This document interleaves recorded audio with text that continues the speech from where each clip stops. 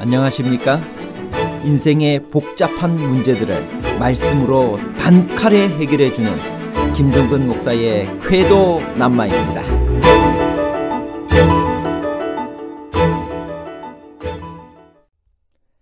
쉽볼렛이라는 발음 하나를 못해서 죽는다는 것은 너무 억울하지 않나요? 왜 하나님은 에브라임 지파 42,000명이 길앗 사람들에 의해 죽도록 허락하셨나요? 에브라임 지파가 절대적으로 잘못한 점은 무엇인가요? 에브라임 지파 사람들이 요단강 동편 지파들을 도망한 자로 모욕했으나 입다는 기드온처럼 그들의 비위를 맞추어 주었나요? 아니면 분기충천한 입다는 길앗 거민들을 모아 에브라임 지파와 싸웠나요? 비위를 맞추는 자와 싸우는 자에 관한 복잡한 문제를 하나님 말씀의 가르침으로 명쾌하게 해결해 드리겠습니다. 입다가 이룩한 승리에 찬물을 끼얹은 에브라임 지파는 어떤 지파였나요? 사사기 12장 1절. 에브라임 사람들이 모여 북쪽으로 가서 입다에게 이르되 내가 암몬 자손과 싸우러 건너갈 때 어찌하여 우리를 불러 너와 함께 가게 하지 아니하였느냐? 우리가 반드시 너와 네 집을 불사르리라 하니. 에브라임은 요셉의 두 번째 아들로서 요단강 서쪽에서 가장 좋고 넓은 지역을 차지한 지파였습니다. 자기 지파가 온 이스라엘 중에서 최고로 강력한 지파라고 생각하는 그들은 자부심과 교만이 대단했습니다. 그러면서도 실제로 전투에 앞장선 일은 없었습니다. 항상 전투가 다 끝난 다음에 등장하여 자기 몫을 챙기고 자기 존재를 과시하려고 했습니다. 에브라임은 무엇에 대해 불평을 터뜨렸나요? 그리고 암몬을 물리친 강 동편 길앗들을 무엇이라고 모욕했나요? 사사기 12장 4절.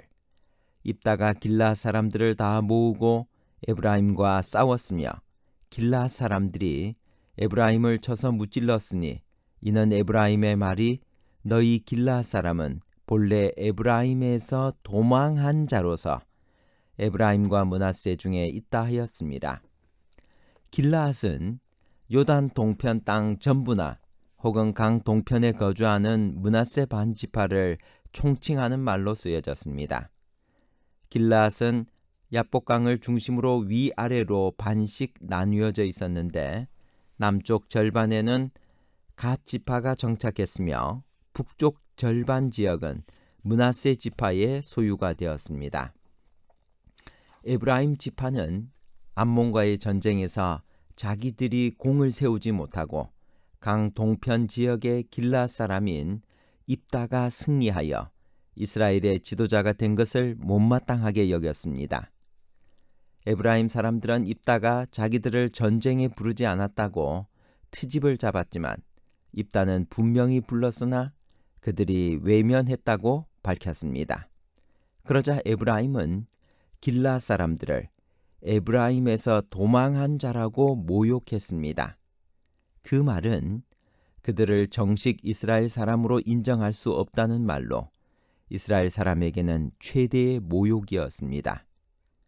에브라임 지파는 강 동편에 거주하는 사람들을 무시하고 멸시하는 생각을 가지고 있었습니다. 그러자 남은 것은 전쟁밖에 없었습니다. 에브라임과 입다가 이끄는 길앗 사람들과의 전투는 결과가 어떻게 되었나요?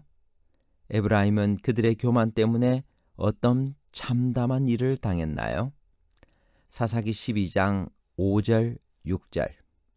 길앗 사람이 에브라임 사람보다 앞서 요단강 나루턱을 장악하고 에브라임 사람의 도망하는 자가 말하기를 청하건대 나를 건너가게 하라 하면 길앗 사람이 그에게 묻기를 내가 에브라임 사람이냐 하여 그가 만일 아니라 하면 그에게 이르기를 쉽볼렛이라 발음하라 하여 에브라임 사람이 그렇게 바로 말하지 못하고 십볼렛이라고 발음하면 길앗 사람이 곧 그를 잡아서 요단강 나루턱에서 죽였더라. 그때 에브라임 사람의 죽은 자가 42,000명이었더라. 입다는 에브라임과의 전쟁에서 승리했습니다. 에브라임 지파 사람들은 오직 요단 나루턱을 통해서만 요단을 건너 자신들의 영토로 쉽게 돌아갈 수 있었습니다. 이제 에브라임 지파 사람들이 도망자 신세가 되었습니다. 요단강을 건너려는 사람들로 그 나루턱은 혼잡했습니다. 길라 사람들은 에브라임 사람을 구분하기 위해 쉽볼렛이라 발음을 하게 했습니다. 이 질문의 목적은 도망자와 무고한 여행자나 상인을 구분하는 것이었습니다. 얼마 전까지만 해도 자신의 지파를 자랑했던 사람들은 자신의 목숨을 건지기 위해서 에브라임 지파와 전혀 관련 없다며 부인하려고 했습니다. 요단 동편의 히브리인들은 이 길라 사람들은 머리 글자 쉰을 쉽볼렛처럼 강하게 발음했습니다.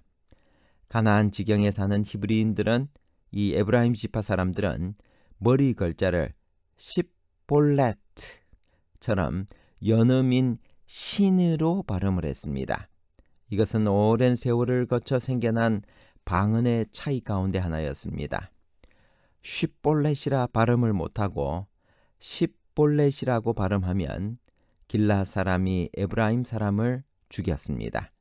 그날 발음 하나로 에브라임 사람 무려 42,000명이 죽임을 당했습니다. 입다가 6년 동안 이스라엘을 다스리다가 죽은 후 누가 그 뒤를 이어 사사가 되었나요?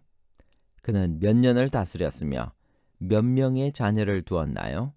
사사기 12장 8절에서 10절입니다. 그 뒤를 이어 베들레헴의 입산이 이스라엘의 사사가 되었더라. 그가 아들 30명과 딸 30명을 두었더니 그가 딸들을 밖으로 시집 보냈고 아들들을 위하여는 밖에서 여자 30명을 데려왔더라.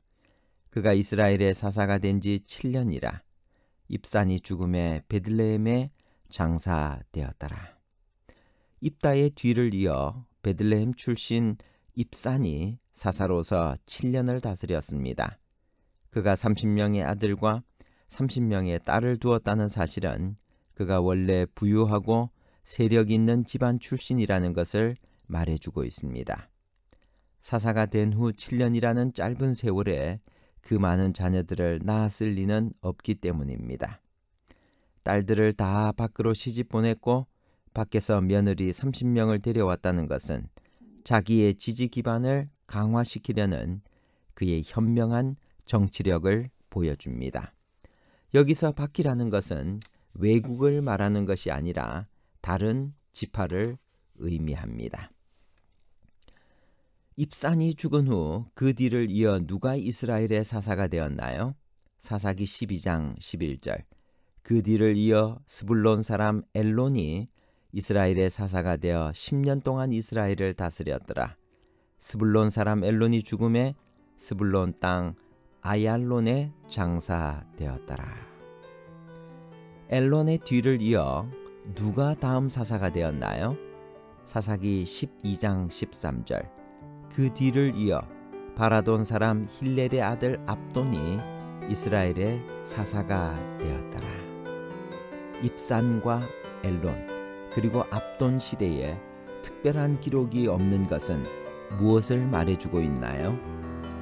사사기 12장 8절에서 15절까지를 읽어보면 입다가 전쟁을 통하여 등장했고 많은 전투를 치른 반면 그 뒤를 이은 3명의 사사가 다스리던 25년 동안은 특별한 전쟁이나 사건 없이 평화스러웠던 것으로 보입니다.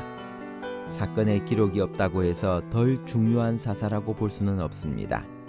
평화를 유지하는 것이 전쟁보다도 더 어렵기 때문입니다. 에브라임의 행동에서 우리가 배울 교훈은 무엇일까요? 첫 번째, 위기의 때에는 나서지 않았다는 것입니다. 두 번째, 위기가 끝나면 자기 주장을 세우고 자기 몫을 챙기려고 했습니다. 세 번째, 자부심과 교만 때문에 불행을 당했습니다. 결론입니다. 첫 번째, 에브라임 지파 사람들이 요단강 동편 지파들을 도망한 자로 모욕했기 때문에 입다는 에브라임 지파 4만 2천 명을 죽였습니다. 둘째, 에브라임 지파는 위기의 때에는 나서지 않고 위기가 끝나면 자기 주장을 세우고 자기 몫을 챙기려고 했고 자부심과 교만 때문에 불행을 당했습니다. 셋째, 입산과 엘론 그리고 압돈 시대에 특별한 기록이 없는 것은 그들이 덜 중요한 사사라는 것은 아닙니다. 평화를 유지하는 것이 전쟁보다도 더 어렵기 때문입니다. 감사합니다.